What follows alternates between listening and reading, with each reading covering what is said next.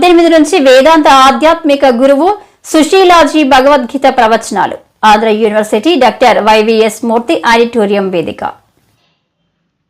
విశాఖకు చెందిన వేదాంతి institute charitable trust ఆధ్వర్యంలో ఆధ్యాత్మిక గురువు సుశీలాజీ సారథ్యంలో ఈ నెల 18 నుండి 22 వరకు ప్రతిరోజు సాయంకాలం 6:30 నుంచి 7:45 వరకు ఆంధ్ర యూనివర్సిటీలోని డాక్టర్ వైవీఎస్ మూర్తి ఆడిటోరియంలో భగవద్గీతలోని 10వ అధ్యాయం యోగా ఆఫ్ సుప్రీం మేనిఫెస్టేషన్ విభూతి యోగం ప్రవచనాల కార్యక్రమాన్ని నిర్వహిస్తున్నట్లు Vedanta institute executive trustee S V Satyananda తెలియజేశారు. సోమవారం డాబా గార్డెన్స్ విజేఎఫ్ ప్రెస్ క్లబ్లో నిర్వహించిన విలేకరుల సమావేశంలో ఆయన మాట్లాడుతూ భగవద్గీతలోని 10వ అధ్యాయం విభూతి యోగంలో 42 శ్లోకాలు ఉన్నాయని, ఈ అధ్యాయం ఆత్మయే ఈ సృష్టికి ప్రపంచానికి మూలమని వివరించిందన్నారు. ఎంతో పరిణితి చెందిన జ్ఞానులకు కూడా ఆత్మ మూలాలు తెలియవన్నారు. అయినప్పటికీ జ్ఞానులు అత్యంత భక్తి శ్రద్ధలతో దృఢ సంకల్పంతో ఆత్మ సాక్షాత్కారమే లక్ష్యంగా ఆత్మ సాక్షరత సాధించే వరకు సాధన చేస్తుంటారని పేర్కొన్నారు. ఈ అధ్యాయంలో విశ్వమంతా తాను ఎలా విస్తరించి ఉన్నాడో విశ్లేషణాత్మకంగా భగవాన్ శ్రీకృష్ణుడు వివరిస్తాడన్నారు. చివరిలో శ్రీకృష్ణుడు ఈ విశ్వమంతా ఆత్మలో అణుమాత్రమేనని అర్జునుడికి ప్రబోధించడం జరిగిందన్నారు. ప్రెస్ మీట్ ఎందుకు పెట్టానంటే ఈ నెల 18వ తారీఖు నుంచి డిసెంబర్ 22 వరకు, అంటే ఈ గురువారం నుంచి ఆదివారం వరకు ప్రతిరోజు సాయంత్రం 6:30 నుంచి 7:45 వరకు వేదాంత ఇన్స్టిట్యూట్ విశాఖపట్నం ఆధ్వర్యంలో భగవద్గీత 10వ చాప్టర్ అయిన విభూతి యోగం మీద ప్రవచనాలు ఇంగ్లీష్లో ఇవ్వబడుతూ ఉంటాయి.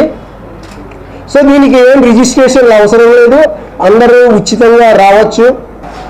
శ్రీమతి సుశీలాజీ అంటే స్వామి పార్థసారథి గారి శిష్యురాలైన సుశీలాజీ గారు ఇంగ్లీష్లో ప్రతిరోజు ప్రవచనాలు ఇవ్వడం జరుగుతుంది. సో ఈ ప్రవచనాలు విభూతి యోగ ముఖ్యంగా ఏంటంటే శ్రీకృష్ణుడు ఈ సృష్టికంతకి తానే మూలం, ఈ ఆత్మ రూపంలో ఉన్న తానే ఈ సృష్టికి మూలం అని, సముద్రానికి అలలు ఎలా అయితే మూలమో సముద్రం, అలాగే ఈ సృష్టికి కూడా తానే ఈ ఆత్మ రూపంలో తానే మూలం అని చెప్తూ ఉంటారు ఈ విభూతి యోగాలు.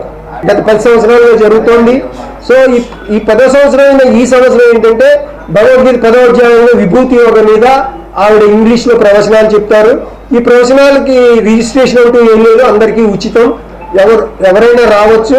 ఈ ప్రెస్ మీట్ ద్వారా ఈ విశాఖ పుర ప్రజలందరికీ కూడా మేము వివరించుకునేది ఏంటంటే మీరందరూ వచ్చి ఈ జ్ఞానం, భగవద్గీత అనేది ఒక మాన్యువల్ ఆఫ్ లైఫ్, అంటే భగవద్గీత ఒక జీవన విధానం చెప్తుంది. సో భగవద్గీత ఒక గ్రాంధిక గ్రంథంలో తయారు చేయడం వల్ల ఏంటంటే ప్రజలకు కొంచెం దూరం అయిపోయింది. అది ఒక manual of life.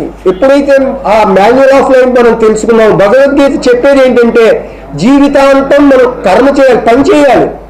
Nobody can escape from work అని చెప్తుంది Bhagavad Gita. How to be successful, prosperous and simultaneously how to maintain peace and happiness with perfect mental equanimity. So the main ఈ భగవద్గీత ద్వారా మనం how to the way to success and happiness మనం తెలుసుకోవచ్చు. And then స్వామీజీ గత 60 సంవత్సరాలు study and research చేశారు ఈ subject మీద. Then he established academy, Vedanta academy 1988లో ముంబై దగ్గర లోనావాలా దగ్గర మలవల్లి అనే ప్లేస్లో ఎస్టాబ్లిష్ చేశారు. భగవద్గీత ఆర్ వేదాస్ ఆర్ ఉపనిషత్స్, వీటికి మన భారతదేశం పుట్టినిల్లు. బట్ జనరేషన్స్ టుగెదర్ దీని మీద అవగాహన పోయింది, దీని మీద టీచింగ్స్ పోయింది. సో దీని ప్రభావం మానవుల మీద ఎలా చూపిస్తుందంటే, ప్రపంచం ఈ రోజుని ఏ స్థితిలో ఉందంటే ప్రతి మనిషి ఇండివిజువల్లో స్ట్రెస్, డిప్రెషన్, డిసీజ్లో ఉన్నారు. కలెక్టివ్గా there is vandalism, militancy and terrorism. So humanity has lost their peace and happiness, and of course they lost the successful endeavor also.